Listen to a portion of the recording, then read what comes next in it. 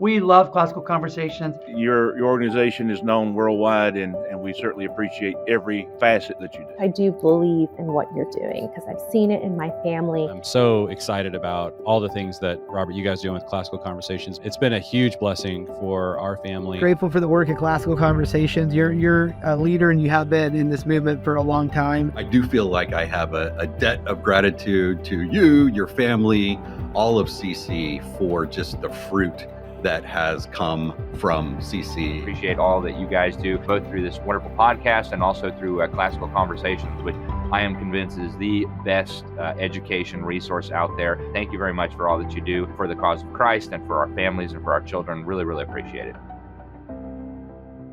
Hey everyone, and welcome to another exciting episode of Refining Rhetoric. And today we are making history. We're making news. So you'll want to share this episode with all your friends. I'm super excited to be talking with Alex Newman.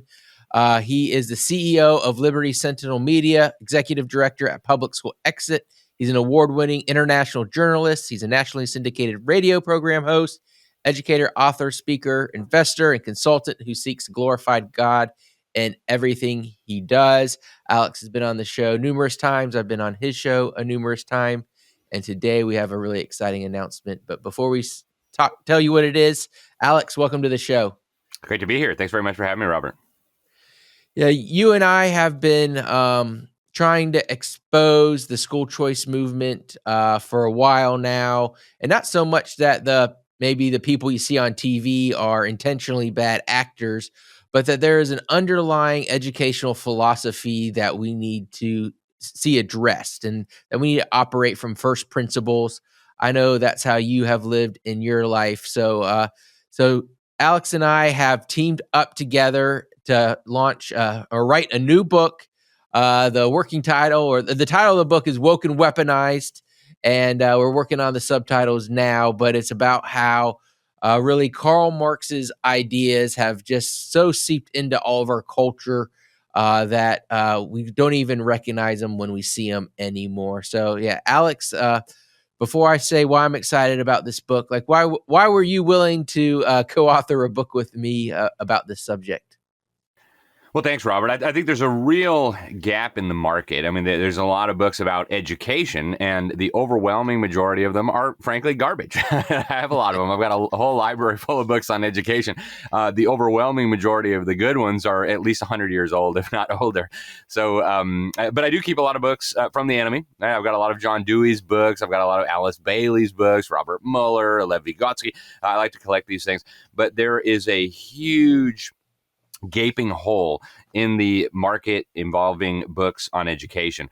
And that is books that deal with, like you said, first principles, that address this issue from a biblical perspective, and that have what I think really takes a lot of courage, the willingness to take on things that unfortunately have become very fashionable, even among a lot of people who, we are friends with, people who we like, people who we agree with on most issues. It's a subject that I think quite a few people know needs to be addressed, but everybody's scared to address it. And so I think it's really, really critical that somebody do this. And after sitting around waiting for somebody to do it for years and realizing nobody was going to, at least not from the correct perspective. Of course, we got plenty of the left-wingers saying that, we got to save the public schools.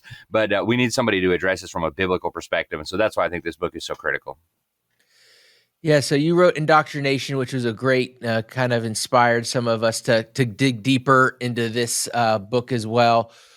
Why is it so important that people understand history and the historical arc of where we get our educational ideas, especially when it comes to funding? Because, for me, I just see people just accept so many things around us as like, this is just how it's always been done. They won't necessarily say that, but it's the cage, and so you're trying to operate well in this cage, but like for us, for homeschoolers and me, who's, other than going to Clemson University, really never stepped foot in a publicly funded, institution in my entire life for any of my education. We don't even see these, cages around us. Like we're that bird outside and, it's like, yeah, we got to find our own food. But we also have the, wonderful benefits of liberty. So do you think it's do you think having a book that dives into the history of education and actually gives a vision for how, it was done and how we can get there again, like, why is that important for the market? Well, I think it's essential for several reasons. First of all, it's essential because God talks a lot about education. And what is very, very clear to anybody who studied the Bible and has studied human society, the more people follow biblical principles, the better off your society is going to be. And the Bible has several different ways of describing this, right? Obedience leads to blessing. You reap what you sow. And what we see is that when things are done according to God's instructions, they work very well. You see this in a family, right? When the husband takes seriously his role as defined by God, the wife takes seriously her role, the children take seriously their role, you see a family that functions really well. Not perfect, maybe on this side of eternity, but well. You see the same thing with nations. When civil government follows God's instructions, why does government exist? You see incredible things like the United States, the greatest, freest, most prosperous republic in the history of mankind. And so we need to apply this same understanding to education. When you do education the way God prescribes, you get blessings. You get good education. You get well-educated children. When you do things contrary to what God commands, you get the situation that we've got right now, right? A collapsing society, collapsing families, a collapsing church. And to speak on the history specifically, I think this is really critical for a number of reasons. But if you look at the system of education we have today, if you look at the country today, I think a medical analogy is appropriate. The patient is literally dying, right? Kids are committing suicide at levels that we've never seen before. They're killing each other. They're killing themselves. They're turning to drugs. Families are falling apart. 50% of marriages ending in divorce. Kids don't even know what bathroom to go in. Some of them think they're cats. They want litter boxes in the bathroom. And so if you look at this as a medical problem, the patient is dying. We need to come up with a diagnosis. And just sitting there looking at the patient is not going to help. We need to know what happened in the past to get the patient to this place. So that's why for many, many years now, I have made it a serious goal to try to understand the history of how this all happened. And if you look at what education looked like before the government took over, you see something incredible. You see the foundations for the incredible success story that was America. If you look at what happened to education after the government took over, and if you look at the process of how government took over and the men who were involved in this, what you'll find is horrific. And so I think it's critical that people understand this. If we want to fix it, we have to have a correct diagnosis. If we don't diagnose it correctly, it's like a doctor trying to give a patient a treatment for a disease he or she doesn't have, right? It's going to end up causing even more problems. So we've got to get this right, and understanding the history is critical. Yeah, for me, the history's critical because if you misdiagnose the issue, if you start treating symptoms instead of the root cause, then you're just, it's good that we have Advil, right? If you have a headache, but if you have, a cancer, like you can't just keep throwing Advil at it, right? You eventually have to deal with the cancer that is in your society. And a lot of people don't know, like, founded in 1776, the first government-funded education really wasn't, given to the U.S. until about 1850, and it wasn't even proliferated through every single state to 1900. So the first, 75 to 125 years of our country, every single, educational institution, which, we had 90% literacy rate, 95% literacy rate versus now it's 35%, was paid for and organized by the local community and the family. So, when we say that this public school experiment is failed and it's new, it really is, for the vast majority of, for a good portion of our country's founding, when we were very prosperous and building, the government was completely out of education, and then it got into it. So what are some of the things, we want people to buy the book, of course, but what are some of the things through your research that you've seen that seem to be maybe these first principles that have undermined our education liberty here in the U.S.? Well, it really began with the first guy to seriously propose that the government ought to be educating children. And there was some experimentation with that back in the old city-states in Greece. And of course, it was a disaster. Right? You had fascist Sparta, where the government's like, yeah, we got to train the little boys to be good soldiers. Like, oh, okay, that's nice. But what about the other parts of life? But in the modern era, the first guy to seriously propose that the government ought to be educating children, we've got a whole chapter on him in the book, Robert Owen. And this was before Karl Marx even came on the scene and started furthering this idea of total government over everything. The guy was a collectivist in the truest sense of the word. He rejected Christianity. And I found out recently, and this will be in the book, it wasn't in my latest book, Indoctrinating Our Children to Death. I found out recently this guy, Robert Owen, was communicating with spirits by his own admission. He gave a talk in 1857 at the Congress of the Advanced Minds of the World, where he said he was using Ouija boards to talk to dead people, and they were giving him all these great ideas about how to transform society. And of course, we as Christians who've read our Bible know that in Leviticus and Deuteronomy, God calls this an abomination. He puts it in the same category as like sacrificing your children to demons. Under Old Testament law, he says people who are doing necromancy, mediums, communicating with the dead should be stoned. So God takes this really, really seriously. And yet the guy who first came up with the idea and propagated the idea that the government ought to be educating our children, and his ideas eventually took root in Prussia and then were imported back into the United States through Massachusetts. This is a guy who rejected everything that God teaches. In fact, he claimed to be fighting the great trinity of evil, the great trinity of evil being marriage, private property, and religion, in particular Christianity. This is not a guy that a Christian society ought to be taking its ideas from when it comes to one of the most important areas of life, that is the education and the discipling of children. And yet the system that we have today is rooted in the crazy ideas that this guy came up with talking to his little spirit buddies. It's frankly crazy, but people just don't know, Robert. Hey everyone, interrupting today's episode to let you know that Classical Conversations has concurrent enrollment programs. It's kind of like dual credit, but you are able to take the Classical Conversations Challenge program and get credit for your students. You even have professors that will grade their papers and give them feedback. This starts in Challenge 2.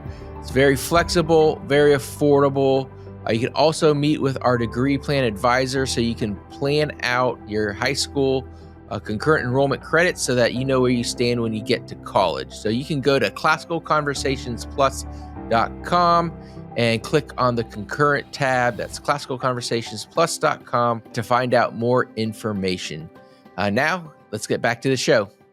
How can we distinguish between obviously there's been atheists that have had scientific discoveries or, have done great things. And so there's not always a worldview alignment with people who God has graciously given, information to give out to the world. So how do we distinguish between okay, I'm not going to use Pythagorean's theorem because, he didn't believe the same things I believe, but it works versus something like, Robert Owen, Horace Mann, Prussia, the ideas that came out of there that have been incorporated into our education system.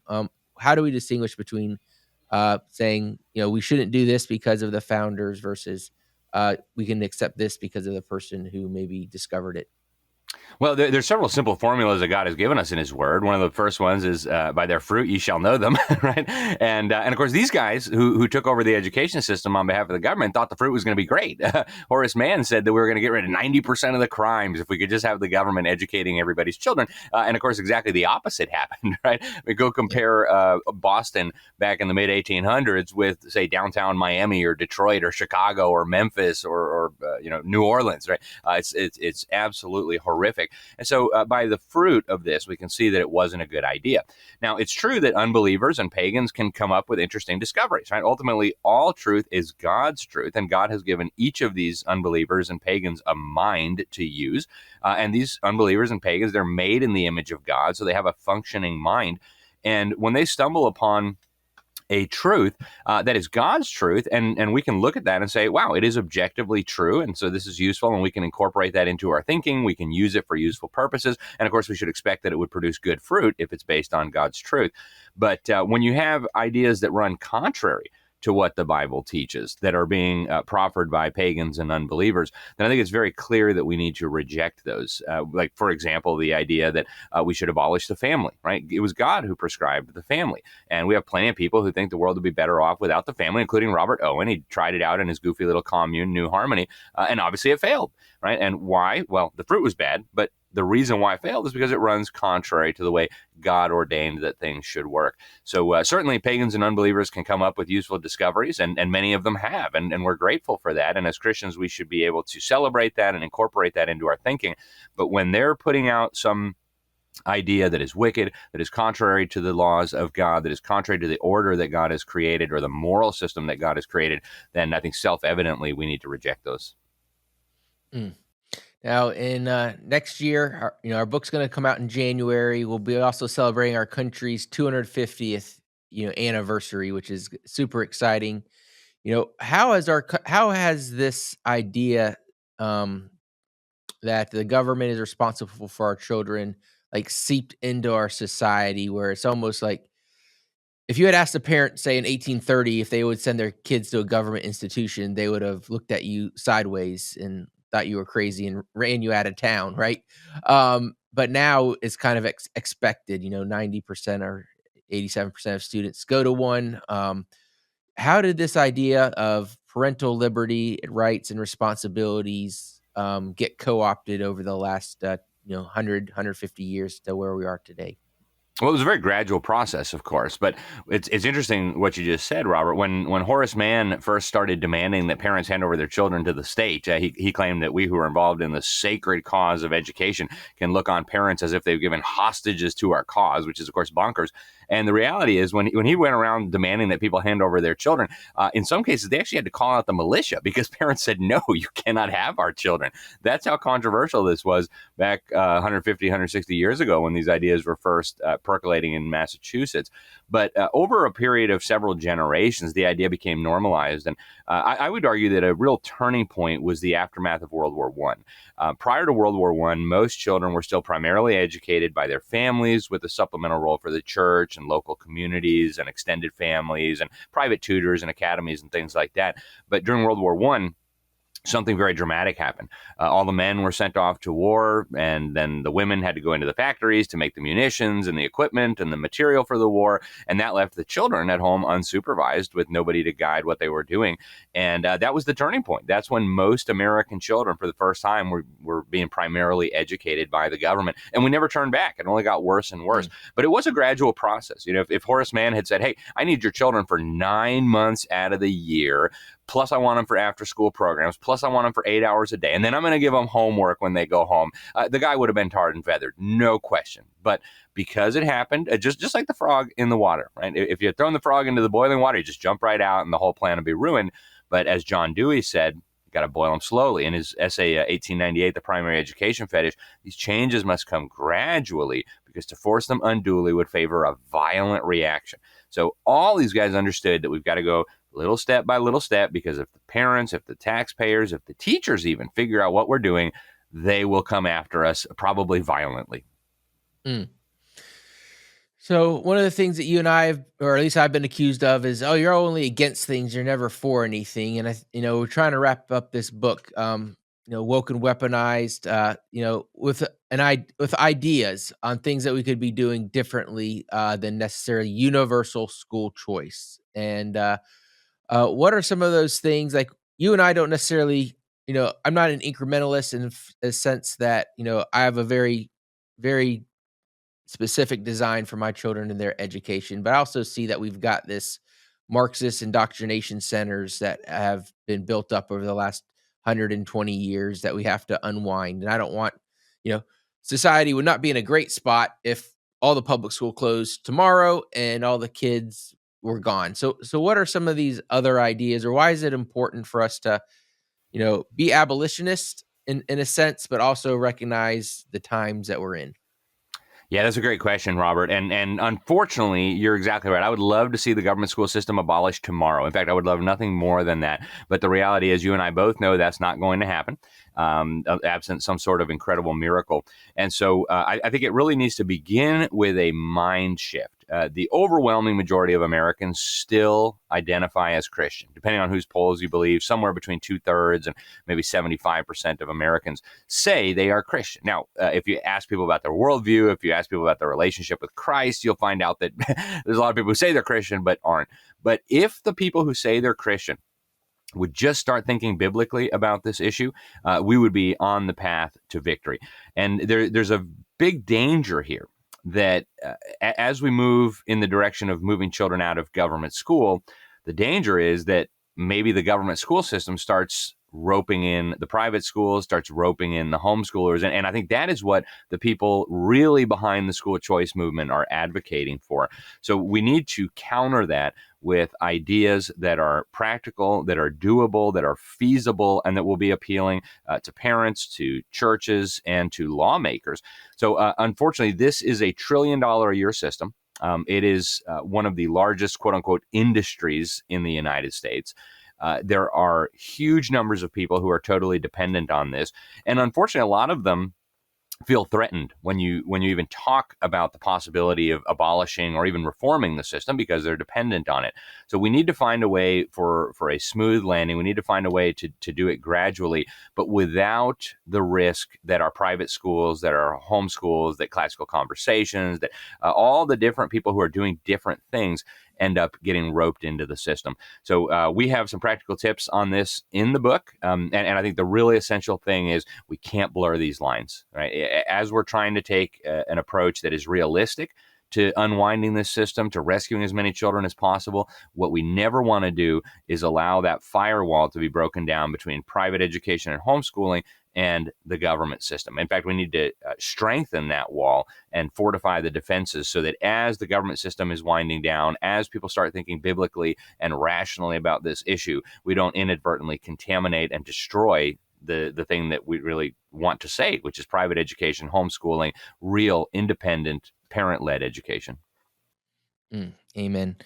Well, we're almost out of time. I wanted to wrap up. I'm still working on the subtitle. So here's some that I've come up with so far. And so I'll read through these and you can tell me what you like. And for our listeners, please comment if you're watching on YouTube in the comments or when you share this episode, let us know which one is your favorite so we can try to whittle these down. But remember that the title of the book's Woke and Weaponized. And here's 8 subtitles I've come up with. How government schools became Marxist indoctrination centers and what every parent must do to save their children. Number 2, expose the hidden Marxist agenda in your child's school and reclaim your family's educational freedom. 3, how Karl Marx won the battle for the American education and your step-by-step guide to fighting back. 4, the truth and about what's really happening in your child's classroom and how to protect your family today. 5, why government schools are destroying faith, family, and freedom and how to build something better. 6, how progressive educators captured American schools and what Christian parents can do about it. 7, the untold story of Americans' Marxist revolution and your family's path to academic independence. And the 8th one, how schools became enemy territory for conservative families and your escape plan to educational liberty. And how I've been describing it is woke and weaponized, how Karl Marx won and what to do about it. So I don't know. Do you have any thoughts? Do you like any of those resonate with you, Alex, more than others? I think they're all fantastic, but I really liked number 3, and I liked the one about how government schools became enemy territory for conservatives, because that's really what they are, and that's uncomfortable for a lot of people to acknowledge. A lot of people don't want to recognize that that's what's happened, but folks, they're destroying your children. The government admits less than 1/3 of them can do anything at a proficient level: reading, writing, math, science, history. I mean, they can't do anything. The government will tell you that we have the biggest mental health crisis we've ever seen. We've got suicide numbers like we've never seen. We've got drug abuse like we've never seen. We've got something like 80% of children from Christian homes leaving the faith after 12 years in these government schools. They are the definition of enemy territory. I would argue that it's a rival discipleship system operated by the enemy. And so we need to, I think, be bold about this. We don't want to be needlessly offensive, but I think we need to shock people so that they realize that, folks, this isn't a game. This isn't like a policy preference, like, which would I prefer, chocolate or vanilla? No, we're talking about the future of your children here. If you send them to enemy territory, you can expect very bad things to happen, especially if they're not yet fully trained. Amen. Well, Alex, I'm super excited. The book's coming out in January, Woke and Weaponized. We'll be sure to get a website up and tell you all about it. And right now we're planning on launching it on Amazon so we can get it to the #1 education book. So we need all of your help. So please share this episode with a friend. Start talking it up because we need a better path forward. And Alex and I are excited to offer that to you, as well as why the other paths being forward are not going to work. So only education liberty, education freedom, independence is what we need in America. So, Alex, thanks so much for joining us today. I'll give you the last word. Tell our listeners what else you're working on. Well, thank you, Robert. I got some blog posts coming up, some more blog posts coming up for Classical Conversations. People can find most of my work at my website, libertysentinel.org. And looking forward to working on this book. We've been working on it for a while, and I think people really, really should be excited about this, because this is going to be a critical piece of ammunition in this battle for the hearts and minds of our children and our country. So thank you very much for having me, Robert. Appreciate it. And God bless you, sir. All right. Thank you, everyone, for listening to today's episode. As I said, share with a friend. Comment below what you think the subtitle should be. And until next time, God bless. Thank you for listening to Refining Rhetoric with Robert Bortons. Want more? Make sure to subscribe so you won't miss an episode. You can also follow us on social media to continue the conversation, and visit classicalconversations.com/rhetoric to find out how you can join a local homeschool community.